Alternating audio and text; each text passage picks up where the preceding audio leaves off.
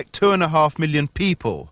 Many, it appears, from the gregarious trades of theatre and pop music.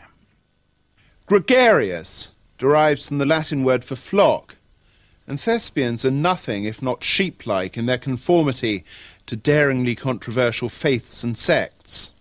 These spudheads are so caringly alternative. They've got a cause ready-made, straight off the peg, different, without being too different. It confirms membership of the Great Concerned. But the Great Concerned are not so concerned that they shun leather or chicken or fish. I try to lead my life in the most inoffensive way I can.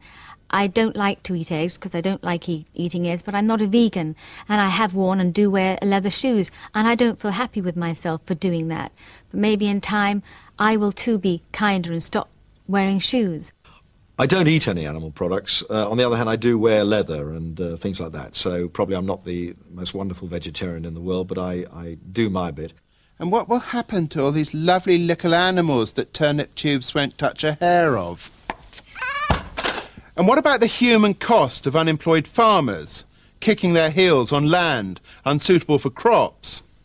If the consuming of meat was outlawed, the whole of rural Britain would collapse, the whole of rural Europe would collapse, the whole of rural Africa would collapse, the whole of rural America would collapse. And I don't think vegetarians ever conceive of it like that. And what would we have in its place? You would have a peanut industry, I suppose. From saving animals to saving face, literally. Vegetarianism, so its adherents wish, is an instrument of rejuvenation. Nut crunchers are ageist utopians striving pathetically for immortality because they fear death. Rejuvenation is an ancient wish, a perpetual ideal. We need only look at our funerary practices to understand how our fear of death is pervasive, how the dead are perfunctorily dispatched, sort of swept under the carpet. We don't keen, we don't wail, we find it all rather embarrassing. The British are a fastidious, squeamish people. There's this ubiquitous tendency to pretend that death is not going to visit us, but it is going to. And no diet, no matter how strictly followed, will summon up immortality. Besides, who would wish to inhabit a world populated by vegetarian immortals? Imagine a 500-year-old Paul McCartney. The problem is, immortality is not an alternative, and I think you'd be quite wrong to think by adopting a vegetarian diet you're going to live forever. Have some more chicken, have some more pie. It doesn't matter if it's boiled or fried. Just eat it, just eat it, just eat it, just eat it. While Europeans are more eclectic in their taste than the British, the Catholic cultures are particularly so.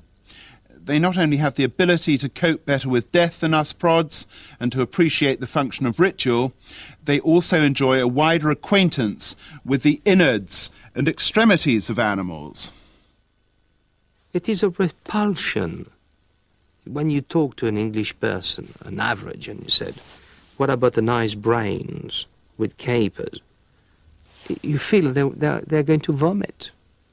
They would not eat it. They would rather die. I always feel that they won't even try it. And it isn't part of the Catholic mentality to deny yourself. You don't have to. Whereas the Puritan attitude starts from the premise that pleasure is itself suspect and to be avoided if possible. And therefore anything which gives pleasure, and anything especially which gives pleasure at the expense of any other living creature, is probably wrong. The word vegetarian is American slang for people who have no taste for fellatio or cunnilingus. Harmless pleasures, 9 out of 10 cardinals recommend them. Vegetarian is also, in chess patois, a passive, non-penetrative game plan. It all makes perfect sense.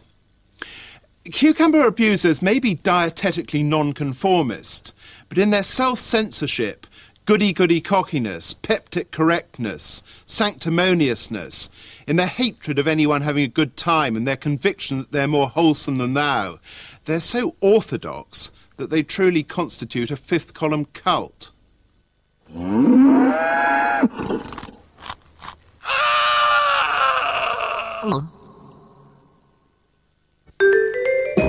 Next week, Autoerotic returns with a look at the rather more sedate, but still seductive, family car.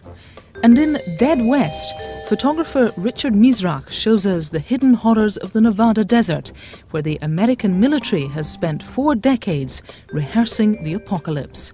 That's the autoerotic allure of the family car and how the West was bombed. Next Tuesday at 9 on Without Walls.